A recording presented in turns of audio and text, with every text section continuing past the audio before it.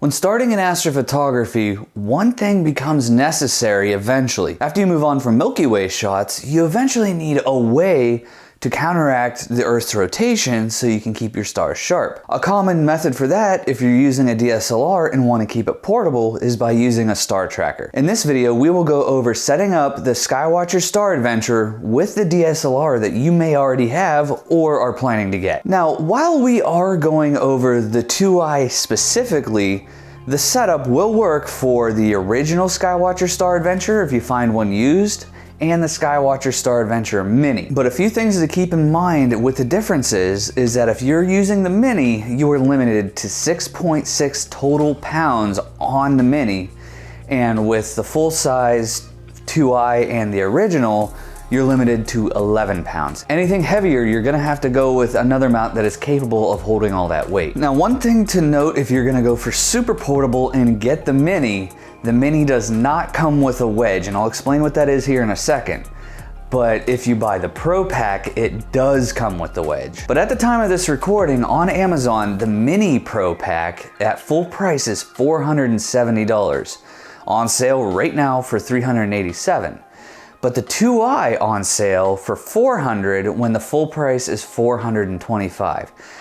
Now, I'm not entirely sure what's going on there, why the Mini at full price is more, but even on sale, going for the 2i is at least better in my opinion and worth the extra $13 for the additional weight capabilities. And I did look around to some dedicated astrophotography websites such as High Point Scientific, OPT, Agena Astro, and a few others in multiple locations around the world. I didn't see any sales going on. They were all full price. Just remember that those prices are at the time of this recording, and if you're watching this a year later, it could be entirely different. And before we get started, there will be a few things that you will need to acquire that are not provided by Skywatcher, and all of that stuff will be linked down in the description below. Starting from the ground up, the first thing you're going to need is a tripod. Now, all of these tripods that you're seeing on the screen, I have used, and out of all of them, by far, the one that is designed for the Star Adventurer is the best. But either way, you will need to buy a tripod. This newer one is okay, but you're going to have to hang something from this hook to keep it stable. During the day, this is an excellent tripod if you're doing other forms of photography. However, if you don't want to buy the one that is designed for the Star Adventurer, or you don't want to buy that newer one, I highly recommend at least getting one that has a spreader on it and can lock. That way it keeps everything spread out and a little bit more stable. So for this example, I'm going to be using the one that is designed for the Star Adventurer, and we'll just go ahead and unscrew these knobs and just get it extended all the way. This tripod isn't very tall, so you don't have to extend it out all the way if you don't want to, but you can.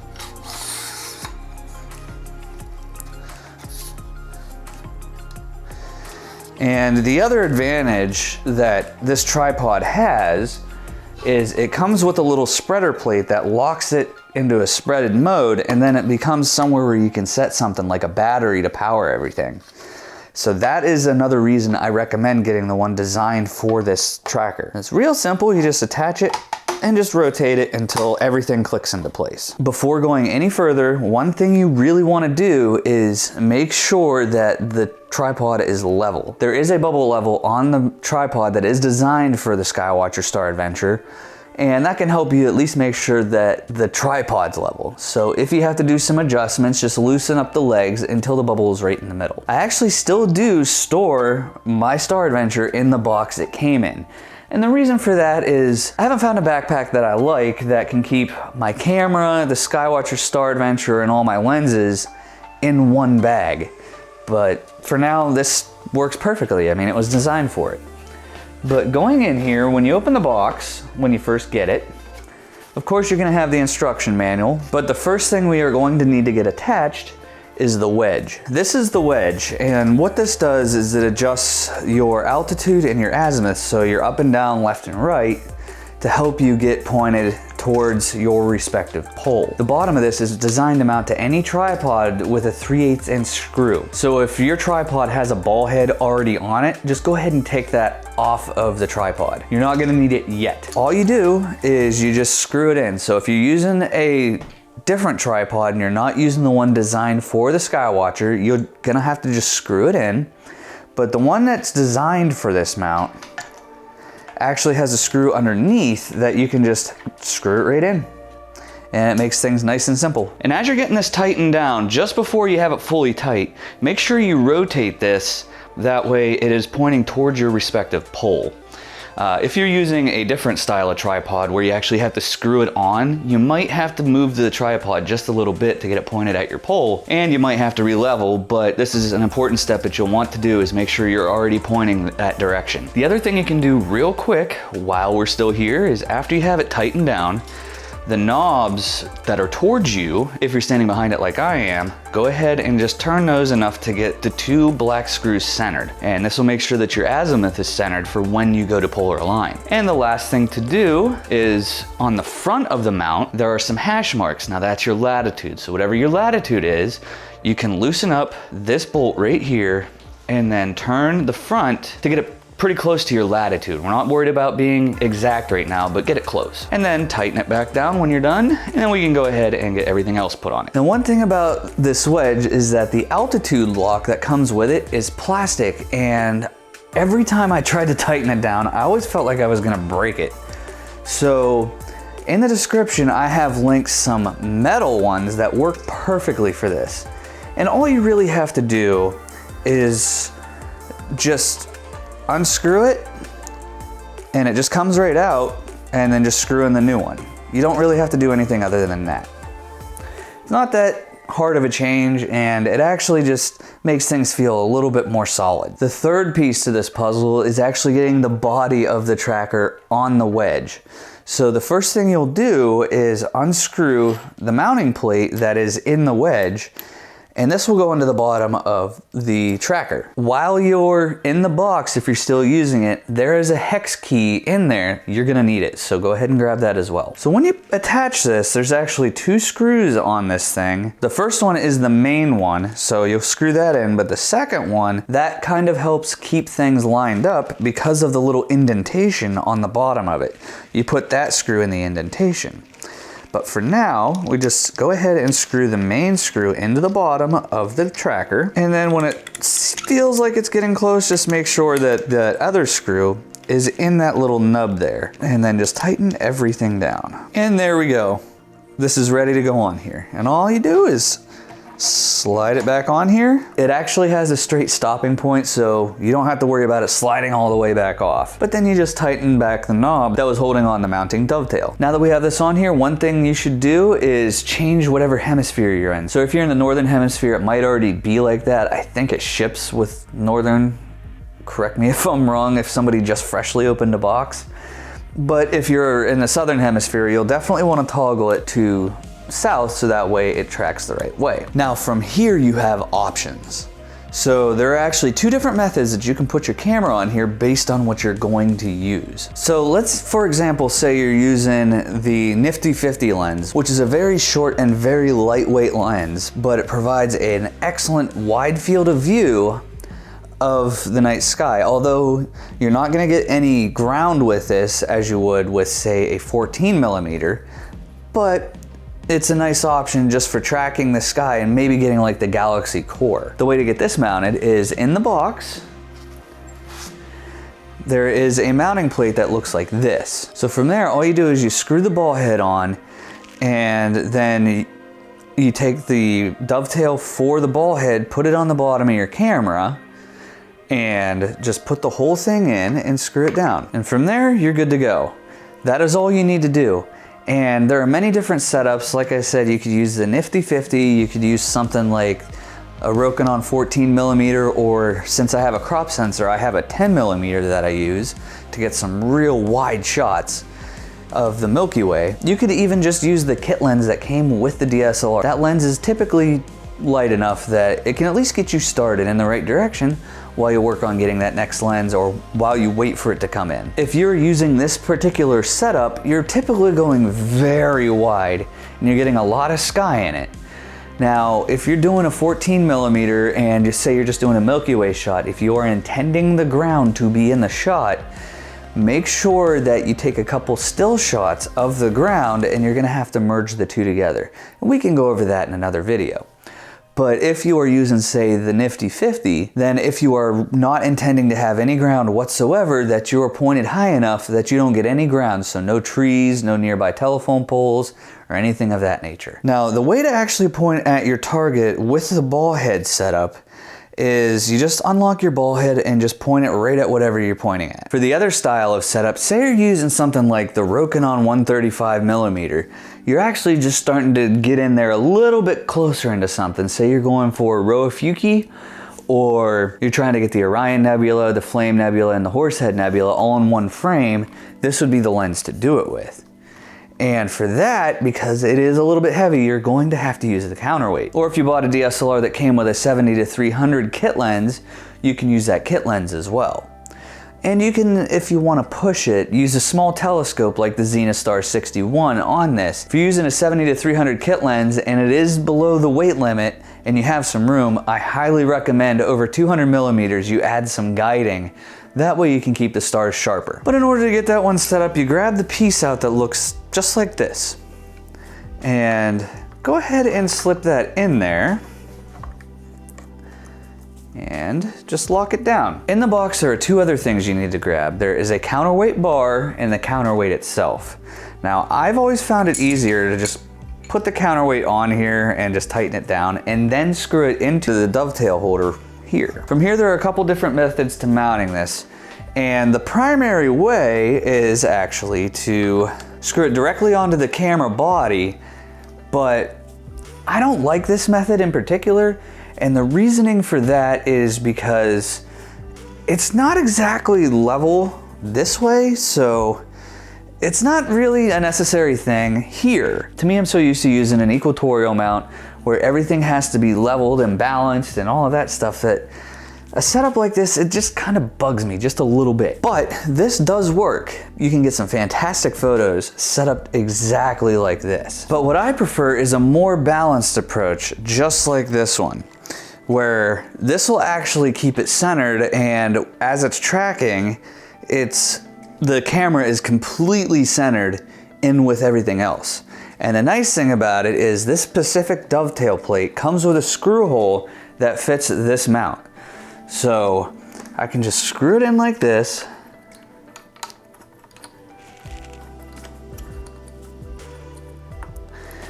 And now it's a little bit more balanced when you go to rotate it to point it at your target. It's not really necessary, but it just feels better to me. Now that this is all on here, the next thing we need to do is actually balance it. And this is to keep the gears from going haywire on us. So the first thing is we'll make sure this is centered, which it pretty much already was.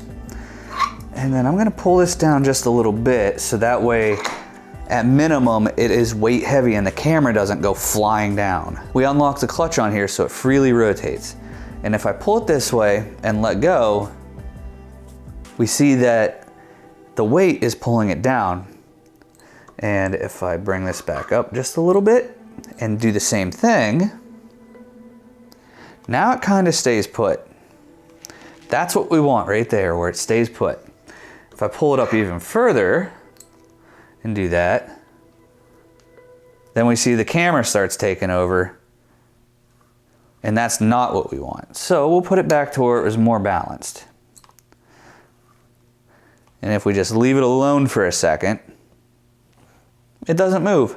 That's what we want right there. We want it to be balanced. That just helps the gears out so that way it can properly track the night sky. Once you have it balanced, you just rotate it back up to the top position here and leave it like that. Just lock it back down. Now there's a few other steps to this. I know that some of you know that this is capable of Wi-Fi, but because we're doing this to encompass all of the Skywatcher Star Adventurers, the first one doesn't have Wi-Fi, so we're not going over that in this video. The next thing we need to do now that everything's attached, and presumably you already have your battery and memory card in your DSLR, we need to get it polar aligned. So to do that, we pop off this little cap here so we can expose the solar scope. Now, if you're using a ball head configuration, you're gonna have to take that back off for a second because the polar scope is actually underneath where you mount the ball head. But luckily, if you're using the dovetail with the counterweight, you don't need to take that off at all. There's a hole in it specifically to help you get polar aligned. Now, when you go to polar align, you're gonna need the last thing that is still in the box, and that is this little guy right here. This is a little light for your polar scope. And you just stick it here in the tripod, or in the dovetail, right over that hole there.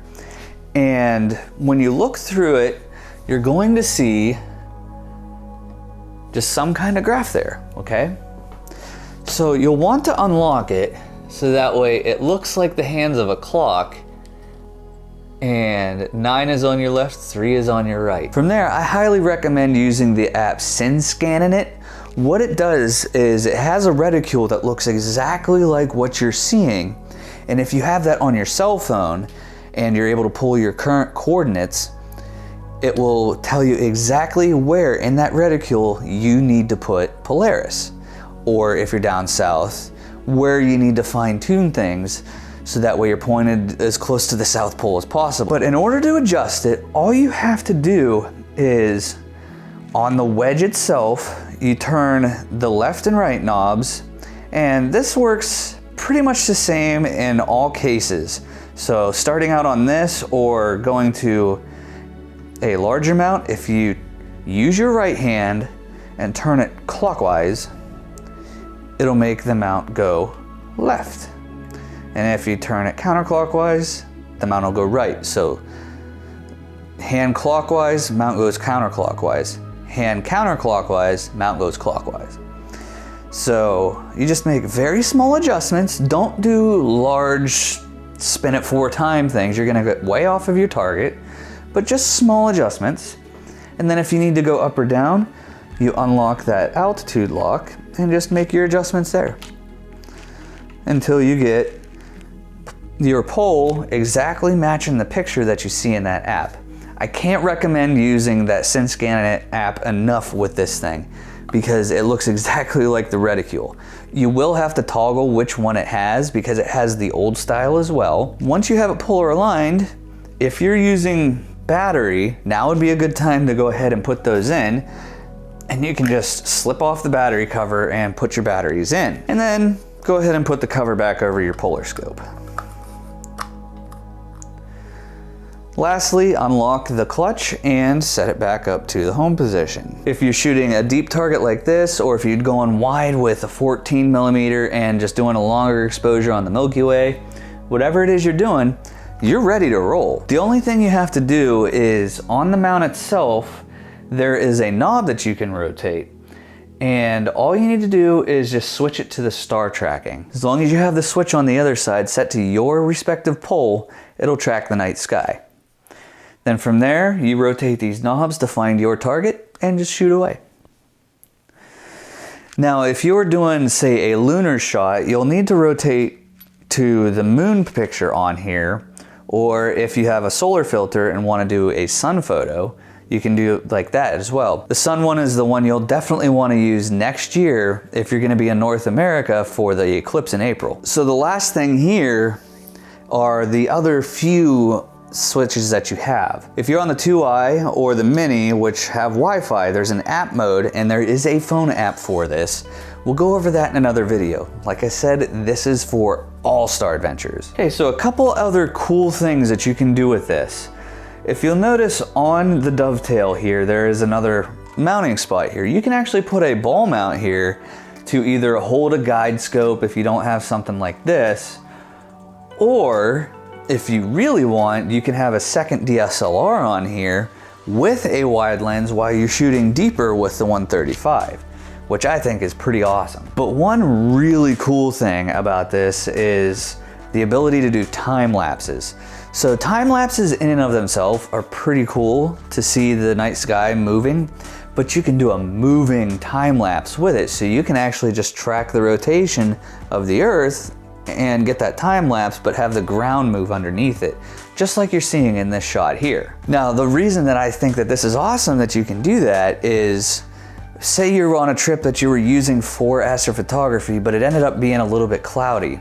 Well, you can still see the clouds passing by and get some night sky, but you're still getting something even though the clouds are enough that doing a deeper sky session isn't going to be worth it. And the panning style time-lapse looks a lot better than a static time-lapse just like this one. Now for that, all you have to do is lay it flat. Instead of polar aligning, just lay it completely flat and it'll still track the rotation of the Earth. Or if that astro trip is kind of cloudy at night and you're kind of bored during the day, you can set it up to do a panning shot of whatever's going on around you, or even take this down to a city and do a panning time lapse of whatever's happening around you.